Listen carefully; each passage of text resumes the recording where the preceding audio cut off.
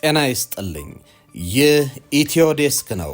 ሰላምታችን በያላችሁበት ይድረስ እያለን በዕለቱ የተሰሙ ዋና ዋና ጉዳዮችን ወደ እናንተ ይዘን ቀርበናል። ቻናላችንን ላይክ፣ ሼር እና ሰብስክራይብ ታደርጉ ዘንድ እየጋበዝን የዕለቱን ዜናዎች አበይት ነጥቦቹን በማስቀደም አሁን እንጀምራለን። ከቲዲኤፍ የተገነጠለው ኃይል ህወሓትን ለመገልበጥ መዘጋጀቱን ይፋ አደረገ። የእንግሊዙ ሚዲያ ስለ ሐራ መሬት እንቅስቃሴ ሰፊ ዘገባን ይዞ ወጥቷል። በቅርቡ መቀሌን እንቆጣጠራለን ሲል አስጠንቅቋል። ዝርዝሩን ይዘናል። ጀነራሉ በኢትዮጵያና በኤርትራ መካከል ሊቀሰቀስ ይችላል ያሉትን ጦርነት ትግራይን የውጊያ ማዕከል ሊያደርግ እንደሚችል ተናገሩ። ትግራይ የኤርትራና የኢትዮጵያ የውክልና ጦር ሜዳ እንዳትሆን ከወዲሁ ስልታዊ ዝግጅት መደረግ አለበት ብለዋል። ሚኒስትሩ ግብፅን አስጠነቀቁ። የኢትዮጵያ ከፍተኛ ባለስልጣን ለግብፅ ሰሞነኛ ዛቻ ጠንካራ ምላሽ ሰጥቷል። ከድርጊቷ ትቆጠብ የሚል ማስጠንቀቂያ አሰምተዋል። ታዳምጡታላችሁ። ቲክቶከሮች ላይ ያነጣጠረው የእስር ዘመቻ ቀጥሏል። በትናንትናው ዕለት 3 ተጨማሪ ቲክቶከሮች ታስረዋል። ዓለም አቀፍ ሚዲያዎች እስራቱን በተመለከተ ዘገባዎችን እያሰራጩ ነው። ትሰሙታላችሁ። የተወደዳችሁ የቻናላችን ቤተሰቦች እነዚህንና ሌሎች መረጃዎችን ይዘናል። አሁን በዝርዝር ወደምንመለከታቸው ጉዳዮች እናመራለን። በ840 ሺህ ብር ቅድመ ክፍያ ከቤተ መንግስት አቅራቢያ ፒያሳ ላይ በፍሬንድሺፕ እና በአራዳ ፓርክ በተከበበው የሜሪት ፕሮፐርቲስ ቅንጡ የሆነ የመኖሪያ መንደር ላይ 65% ለሚከፍሉ 35% ቅናሽ የተደረገባቸውን ቤቶች ማግኘት ይችላሉ። ባለ 2 መኝታ በ5.4 ሚሊዮን ሙሉ ክፍያ፣ ባለ 3 መኝታ በ7.8 ሚሊዮን ሙሉ ክፍያ እንዲሁም የግንባታውን ሂደት እያዩ የሚከፍሉበትን አማራጭ ከ10% ቅድመ ክፍያ ጀምሮ አቅርበንልዎታል። ባለ 2 መኝታ በ840 ሺህ ብር፣ ባለ 3 መኝታ በ1.2 ሚሊዮን ቅድመ ክፍያ እኛ ጋር ማግኘት ይችላሉ። ምን ይሄ ብቻ 40% የተረጋገጠ የባንክ ብድርም አመቻችተናል። ይህንን ዘመናዊ መንደር የግሉ ለማድረግ ታች ባሉት ስልኮች ይደውሉልን። ሚኒስትሩ ግብፅን አስጠነቀቁ። የኢትዮጵያ ከፍተኛ ባለስልጣን ለግብፅ ሰሞነኛ ዛቻ ጠንካራ ምላሽ ሰጥተዋል። ከድርጊቷ ትቆጠብ የሚል ማስጠንቀቂያም አሰምተዋል። ግብፅ በአባይ ወንዝ ላይ የምታራምደው የቀኝ ግዛት ትርክት ታክትሟል ሲሉ አጽንኦትም ሰጥተዋል። ግብፅ ሰላምና መረጋጋትን አደጋ ላይ ከሚጥሉ አፍራሽ ንግግሮችና ድርጊቶች መቆጠብ ይገባታል ሲሉ በጠቅላይ ሚኒስቴር ጽህፈት ቤት የዲሞክራሲ ስራ ግንባታ ማዕከል አስተባባሪ ሚኒስትሩ ዶክተር ቢቂላ ሁሪሳ ተናግሯል።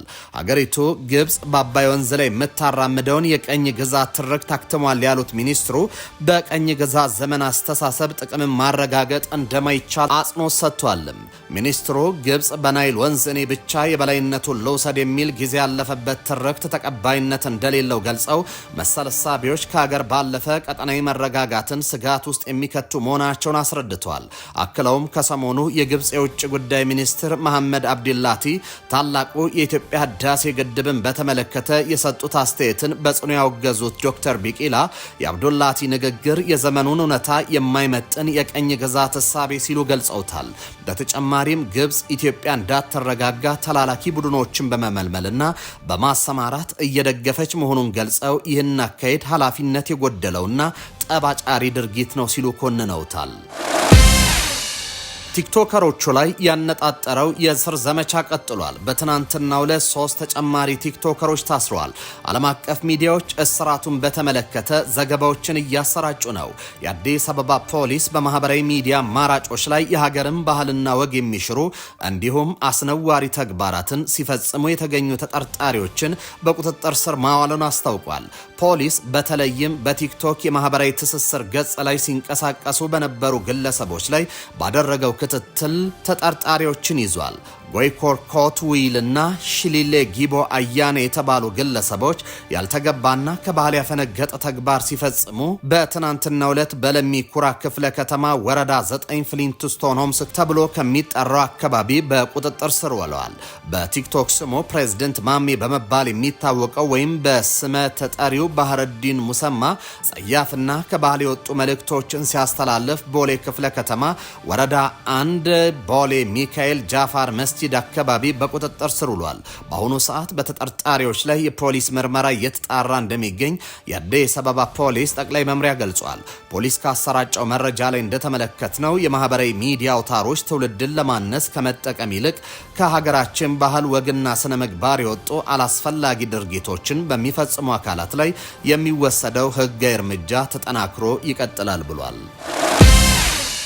በቲዲኤፍ የተገነጠለው ኃይል ህወሓትን ለመገልበጥ መዘጋጀቱን ይፋ አደረገ።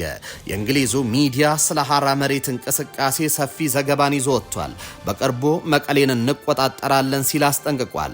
ህዝባዊ ወያኔ ሓርነት ትግራይ ህወሓትን ከስልጣን ለማውረድ የሚንቀሳቀሱት የትግራይ የሰላም ኃይሎች ቲፒኤፍን የተመለከተ ዘጋቢ ፊልም በትናንትናው ዕለት በዩናይትድ ኪንግደም ወይም እንግሊዝ ውስጥ በቴሌቪዥን ተሰራጭቷል።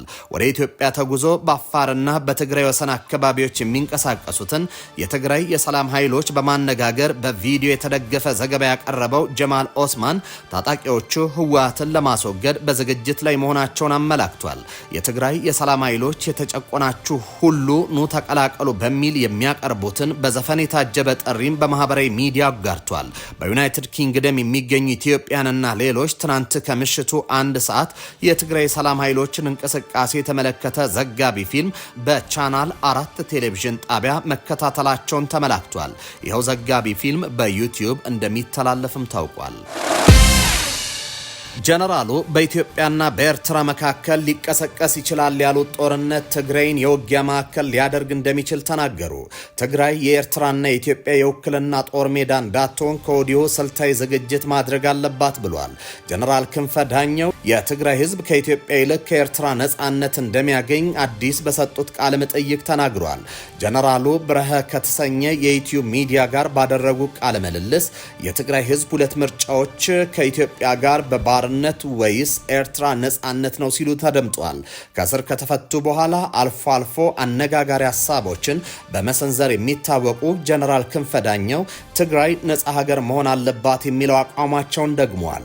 እንደ ጀነራሉ እምነት ትግራይ የኢትዮጵያ ካልሆነ መቀጠል የሚበጃት ስላልሆነ በአነስተኛ መስዋዕትነት ሀገር መሆን አለባት ብሏል። በአሁኑ ወቅት ወደ ቅድመ ጦርነት ሁኔታ እየተመለሰች ያለችው ትግራይ የኢትዮጵያ መንግስት ቁጥጥር ስር መግባት እንደሌለባትም ጀነራሉ ተናግሯል። በትግራይና በኢትዮጵያ መካከል ያለው ብቸኛ ግንኙነት መስመር የፕሪቶሪያው ስምምነት ነው ያሉ ሲሆን ከዚህ ውጪ ምንም አይነት ማሰሪያ የለም ብሏል። አሁን ባለው ነባራዊ ሁኔታ የትግራይ ኃይሎች ከጠቅላይ ሚኒስትር አብይ አህመድ አስተዳደር ይልቅ ከኤርትራ ጋር መወዳጀት እንደሚሻላቸው ጠቁመዋል። የትግራይ ኃይሎች ከኤርትራም ይሁን ከፋኖ ኃይሎች ጋር ስለሚኖራቸው ግንኙነት ስልታዊ ወይስ ቋሚ የሚለው ጉዳይ በግልጽ መበየን እንደሚጠበቅባቸውም አክለዋል። ትግራይ በአነስተኛ መስዋዕትነት ሀገር መሆን አለባት ብለው የሚያምኑት ጀነራሉ የሀገረ ትግራይ ምኞት የሚፈጸመው በፖለቲካዊ ቁርጠኝነትና በህገ መንግስቱ አንቀጽ 39 መሰረት መሆኑን ጠቁሟል። የትግራይ ሀገርነትን ለማደናቀፍ የሚንቀሳቀስ አካል ካለ ለመመከት ወይም በኃይል አማራጭ ለመጨረስ መዘጋጀት እንደሚያስፈልግም ጀነራሉ ገልጿል። ስለአሁናዊ የኢትዮጵያ መንግስት የትግራይና ኤርትራ ውጥረት የተጠየቁት ጀነራሉ ግጭት ከተቀሰቀሰ የውክልና ጦርነት እንደሚኖርም ተናግረዋል። በኢትዮጵያና በኤርትራ መካከል በባህር በር ጉዳይ ጦርነት የሚቀሰቀስ ከሆነ ሌሎች ኃይሎችን በውክልና የሚያሳትፍ እንደሚሆንም ጠቁመዋል። በቀጠናው የሚንቀሳቀስ ጦርነት በባህሪው የውክልና ጦርነት ነው ያሉት ጀነራሉ የኢትዮጵያ መንግስት ያነሳውን የቀይ ባህር ጥያቄ የተባበሩት አረብ ኤምሬቶች ፍላጎት ነው ሲሉ አጣጥለውታል። ምንም እንኳን ጀነራሉ ጥያቄው የውክልና ጉዳይ ነው ቢሉም ኢትዮጵያ መፍትሄ ያላገኘ ታሪካዊ የባህር በር ባለቤትነት ጥያቄ እንዳላት ይታወቃል። ጀነራሉ በኢትዮጵያና በኤርትራ መካከል ሊቀሰቀስ ይችላል ያሉት ጦርነት ትግራይን የውጊያ ማዕከል ሊያደርግ እንደሚችልም ጠቁመዋል። ትግራይ የኤርትራና የኢትዮጵያ የውክልና ጦርነት ሜዳ እንዳትሆን ከወዲሁ ስልታዊ ዝግጅት ማድረግ እንደሚገባም ጀነራሉ መክረዋል። ሁሉም የፖለቲካ ኃይሎች ትግራይን ወደ ሀገርነት ለማሸጋገር በጋራ መቆም እንዳለባቸው ጀነራሉ መክረዋል። የትግራይ ፖለቲካ ኃይሎች በህዝብ ፍላጎት የተመሰረተ ነው ያሉትን የመገንጠል አጀንዳ የሚያቀነቅኑ እንዳሉበት ይታወቃል። ኢትዮጵያና የአፍሪካ ልማት ባንክ የ184 ሚሊዮን ዶላር የትራንስፖርት ፕሮጀክት ስምምነት ተፈራረሙ። ኢትዮጵያና የአፍሪካ ልማት ባንክ የሁለተኛው ምዕራፍ የኢትዮ ጅቡቲ ደቡብ ሱዳን ትራንስፖርት ኮሪደር ፕሮጀክትን ለመደገፍ የሚያስችል የ184 ሚሊዮን ዶላር የድጋፍ ስምምነት መፈራረማቸውን የገንዘብ ሚኒስቴር አስታውቋል። ስምምነቱ የተፈረመው በገንዘብ ሚኒስትሩ አቶ አህመድ ሽዴና በአፍሪካ ልማት ባንክ የምስራቅ አፍሪካ ዳይሬክተር ጀነራል በሆኑት ዶክተር አሌክስ ሙምቢሩ መካከል ነው። የፋይናንስ ድጋፍ የሎጂስቲክስ ፍሰትን ለማሻሻል ወሳኝ በሆነው በአዲስ አበባ ጅቡቲ ኮሪደር ላይ የጎደለውን 67 ኪሎ ሜትር የአውራ ጎዳና ግንባታ ለመሸፈን የሚውል ሲሆን መንገዱም ከመልካ ጂሎ እስከ አዋሽ ያለውን ወሳኝ መስመር ያገናኛል ተብሏል። የአዲስ አበባ ጅቡቲ መስመር ከ90 በመቶ በላይ የሚሆነው የኢትዮጵያ ውጭ ገቢ ንግድ የሚያሳልጥ በመሆኑ ለሀገሪቱ የሎጂስቲክስ እንቅስቃሴ፣ ለቀጠናዊ ትስስር እንዲሁም ለአፍሪካ ቀንድ ሰፊ የኢኮኖሚ ውህደት ወሳኝ ነው ተብሏል። በስምምነቱ ፊርማ ስነ ስርዓት ላይ የፋይናንስ ሚኒስትሩ አቶ አህመድ ሽዴ ፕሮጀክቱ ከአፍሪካ ቀንድ ኢኒሼቲቭ ጋር የሚጣጣ ሲሆን ለቀጠናዊ መረጋጋት፣ ትብብርና ውህደት የኢትዮጵያን ቁርጠኝነት የሚያጎላ ነው ብሏል። የገንዘብ ድጋፉ ከመንገድ ግንባታው በተጨማሪ ሌሎች ተጓዳኝ ስራዎች በፕሮግራሙ የሚያጠቃልል ሲሆን ከዚህ ውስጥም የንግድን ማሳለጥ እንቅስቃሴዎች፣ ለወጣቶችና ለሴቶች የክህሎት ማጎልበቻ ስልጠናዎች እንዲሁም የረዥም ጊዜና ሁሉን አቀፍ ተጠቃሚነትን ለማረጋገጥ የታቀዱ ማህበረሰብ ተኮር ተነሳሽነት ይገኙበታል። በአፍሪካ ልማት ባንክ የምስራቅ አፍሪካ ዳይሬክተር ጀነራል ዶክተር ሙቢሩ ለመጀመሪያ ጊዜ ለይፋ የሥራ ጉብኝት ኢትዮጵያ መግባታቸውን ተከትሎ ባንኩ የኢትዮጵያን የማሻሻያ አጀንዳ ለመደገፍ የበጀት ድጋፍ መስጠቱ እንዲሁም እንደ ቢሾፍቱ ሜጋ ኤርፖርት ያሉ ዋና ዋና የልማት ፕሮጀክቶችን ፋይናንስ ማድረጉንና በሌሎች ቁልፍ ማህበራዊ ኢኮኖሚያዊ ዘርፎችን ተሳትፎን ለማጠናከር ቁርጠኛ መሆኑን አረጋግጧል። የፕሬዝዳንት ዶናልድ ትራምፕ አስተዳደር በስደተኞች ላይ እየወሰደ ካለው ጠንካራ እርምጃ ጋር በተያያዘ የአሜሪካ የአገር ውስጥ ደህንነት መስሪያ ቤት ከሁሉም የከፋ አደገኛ የውጭ ዜጋ ወንጀለኞችን ዝርዝር ይፋ አደረገ። በዝርዝሩ 9 ኢትዮጵያን ወንጀለኞች ተካተዋል። ከሁሉ የከፋ አደገኛ ወንጀለኞች ተብለው በመጡበት ሀገር ተለይተው ማንነታቸው ይፋ የሆኑ ስደተኞች በተለያዩ ወንጀሎች ውስጥ ተሳትፈዋል በሚል በስደተኞችና የጉምሩክ ሕግ አስከባሪ በሆነው አይስ በቁጥጥር ስር የሚገኙ ናቸው። በዚህ ዝርዝር ውስጥ ከተለያዩ የዩናይትድ ስቴትስ ግዛቶች የተያዙ 8 ወንዶችና አንዲት ሴት ኢትዮጵያን ፎቶግራፍ ስም የፈጸሙት ወንጀልና ከየትኛው የአሜሪካ ግዛት እንደሆኑም ይፋ ተደርጓል። ኢትዮጵያኑ በግድያ በዝውውርና የጦር መሳሪያ ይዞ በመገኘት በዘረፋና ሌሎች ወንጀሎች ላይ የተገኙ መሆናቸው የወጣው ዝርዝር ያመለክታል። አደገኛ ተብለው የተለዩ 9 ኢትዮጵያን ከአንዱ በስተቀር የሁሉም ፎቶ ፈጽሟቸዋል ከተባሉት ወንጀሎች ጋር ለህዝብ ይፋ ተደርጓል። እነዚህም ኖ ፍቃዱ፣ በረከት መኮንን፣ ብሩክ ታምራት፣ አዳን የሱፍ፣ መስፍን ሁሴን፣ ንግስቲ በየነ፣ ጳውሎስ ኪዳኔ፣ ሳምሶን ኪዳኔና ቤዛ ከበደ ናቸው። በህግ አስከባሪው ባለስልጣን አደገኛ ከሁሉ የከፋ ተብለው በቁጥጥር ስር ያሉትና ከአሜሪካ ይባረራሉ ተብለው የተለዩት የሌላ ሀገር ዜጎች ትኩረት እንዲደረግባቸው ያደረጓቸውን የወንጀል ድርጊቶችንም ዘርዝሯል። ከተጠቀሱት መካከልም የቤት ውስጥ ጥቃት፣ በተደጋጋሚ ጠጥቶ ማሽከርከር፣ ዘረፋ፣ ልጆችን ማገት፣ የሽብር ማስፈራሪያ፣ በጦር መሳሪያ ጥቃት መፈጸም፣ የተሰረቁ ንብረቶችን መቀበል፣ የፍርድ ቤት ትዕዛዝን አለማክበር፣ ህገወጥ የገንዘብ ዝውውር ይገኙባቸዋል። የአገር ውስጥ ደህንነት መስሪያ ቤቱ በተለያዩ ወንጀሎችን ፈጽመዋል፣ እጅግ የከፋ አደገኛ ስደተኞች በማለት በመላው ዓለም ከሚገኙ አገራት የመጡ ግለሰቦችን በቁጥጥር ስር ማዋላቸውን የወጣው ዝርዝር ያመላክታል። የመስሪያ ቤቱ ኃላፊ ክሪስቲ ኖም አሁን ይፋ የተደረገው ዝርዝር በአገሪቱ ውስጥ በሚገኙ ከባድ የወንጀል መዝገብ ያለባቸው የውጭ ዜጎች ኢላማ በማድረግ የሚካሄድ ዘመቻ ለመጠናከሩ ማሳያ ነው ብለዋል። ከሁለት ሳምንት በፊት አንድ አፍጋናዊ ስደተኛ ዋሽንግተን ውስጥ በፈጸመው ጥቃት በሁለት የአሜሪካ ብሔራዊ ዘብ አባላት ላይ በፈጸመው አደገኛ ጥቃት አንዷን ሲገድል ሌላኛውን ደግሞ ክፉኛ ካቆሰለ በኋላ የትራምፕ አስተዳደር ከህገወጥ ስደተኞች ባሻገር ህጋዮቹንም የሚመለከት እርምጃ እየወሰደ ነው። በጥቃቱ የተነሳ በአፍጋኒስታን የቀረቡ ሁሉም የስደተኛና የጥገኝነት ጥያቄዎች ተጨማሪ የደህንነትና የማጣራት ስራዎች እስኪከናወኑ ድረስ ላልተወሰነ ጊዜ እንዲቆሙ ተደርጓል። በተጨማሪም የትራምፕ አስተዳደር ህጋዊ ሰነድ ያላቸውን ኤርትራውያንና ሶማሌዎችን ጨምሮ ከ19 ሀገራት ወደ አሜሪካ የገቡ ዜጎችን የመኖሪያና የሥራ ፍቃድ ላይ እንደገና ምርመራ እንደሚደረግም አስታውቋል። እንዲሁም ከየትኛውም የሀገራት ዜጎች የሚቀርቡ የጥገኝነት ጥያቄዎች በአጠቃላይ ላልተወሰነ ጊዜ እንዲታገድ የተደረገ ሲሆን ፕሬዝደንቱ ከሶስተኛው ዓለም ሀገራት ስደተኞች ወደ አሜሪካ እንዳይገቡ የሚያደርግ ቋሚ እገዳ ለመጣል እቅድ እንዳላቸውም ተናግረዋል። ሩሲያ በሚቀጥሉት 5 ዓመታት ውስጥ የኔቶ አባል አገርን ልትወጋ ትችላለች ሲሉ የወታደራዊ ጥምረቱ ኃላፊ ማስጠንቀቂያ ሰጡ። ማርኮ ሩቴ በጀርመን ባደረጉት ንግግር ሩሲያ በህብረተሰባችን ላይ የምታደርሰው ድብቅ ዘመቻ እያባባሰች ነው፣ አያቶቻችን ወይም ቅድመ አያቶቻችን ለታገሉለት ዓላማ አይነት ጦርነት መዘጋጀት አለብን ብለዋል። በዚህም ምዕራባውያን የስለላ ተቋማት ሩሲያን በተመለከተ ያወጡትን ተመሳሳይ መግለጫዎችን አስተጋብተዋል። ሞስኮ ግን አስተባብላለች። ሩቴ ማስጠንቀቂያውን የሰጡት የአሜሪካው ፕሬዝዳንት ዶናልድ ትራምፕ በየካቲት 2022 የተጀመረውን የሩሲያ ወረራ ለማስቆም በሚሞክሩበት ወቅት ነው።